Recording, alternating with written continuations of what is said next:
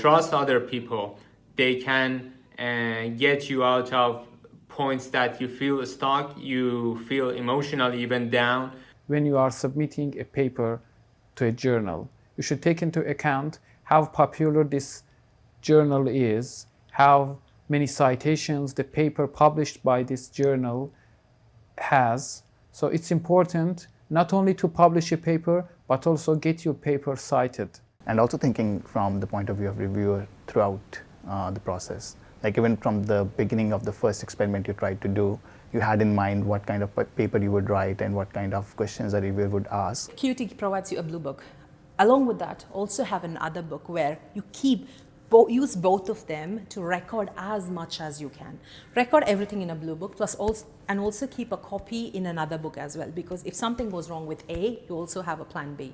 So keep both of them ready. Might be in a situation where you have to admit that your goal was actually too high and too complex, and that it is worth doing a very in-depth, very precise investigation of the early stages of the research project so that you gain a better understanding of some mechanisms.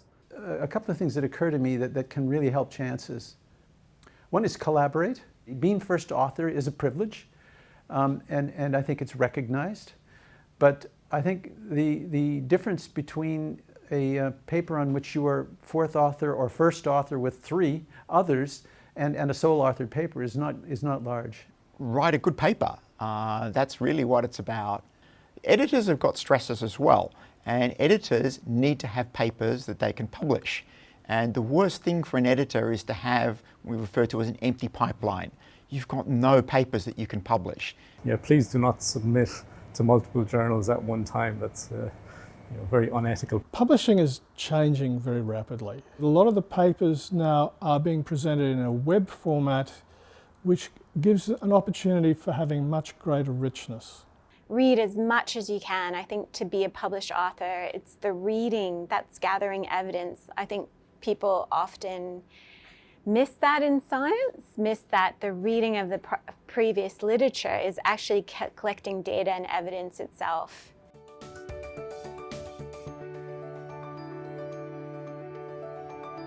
Tap into the resources available to you. These resources are not only the research team and that you are working with, but also the other resources from librarian. So I'd actually urge you to look at some of these improvements in richness with the online version of the paper. One of those other opportunities is the ability to put your research data up as part of the paper. In this whole scene of publishing papers and reviewing papers, so you get an idea of what the whole field is trying to do, and then also listening to talks of different people who are at the top of your area.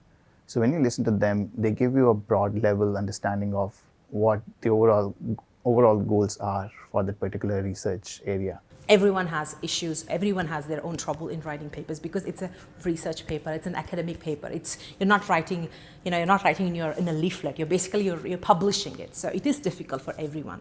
So obviously publishing something means publishing something that is novel, that is a little bit into the unknown, pushing the boundaries of knowledge, but also working under a time frame that is limited and with limited funds possibly. An article is complex.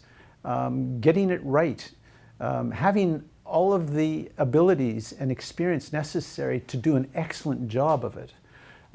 These don't often reside within a single individual. So finding that question, finding that right gap in the literature where you can contribute new knowledge is the most important step, and that starts years before. So by the time you get to the point where you're writing your paper, that it really does just fall into place. But if you do have reviewer comments, it's very important to take the feedback of those reviewers on board. You may not agree with everything that they've said, but you should still make as good an effort as possible to address the comments raised by those particular reviewers. So editors really, really want to publish good papers. They're hungry for good papers, and you shouldn't forget that. So if you've got a paper and it's good, so it means it's written in good English, it tells a story, it's within the scope of the journal, it describes something novel and it's important, and it's well presented, well discussed, well analysed, and it's got good references, then journals are going to be hungry for that stuff.